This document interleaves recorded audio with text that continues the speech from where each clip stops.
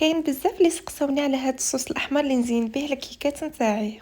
صحيح انه متوفر في الاسواق ولكن باسعار غاليه، وكاين بزاف اللي ما يلقاوهش في الاماكن وين يسكنوا. لهذا جبت لكم كيفاش تخدموه بطريقه سهله.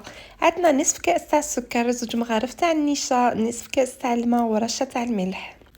نخلط الكل بارد في بارد ونحطه فوق النار حتى يعقد. كي يعقد نحيه وراح نزيد له ملون احمر وباتاغون فريز، ولا تقدروا ديروا باتاغون فرامبواز كيما تقدروا تحكموا باللون اللي راكم حابينه. نرجعوا فوق النار حوالي دقيقه حتى يغمق لي هذاك اللون.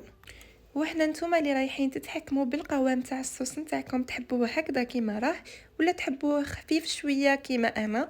راح نزيد له حوالي ربع كاس تاع الماء ونخلطوه حتى نتحصل على لا تيكستور اللي نقدر نزين بها الكيك نتاعي.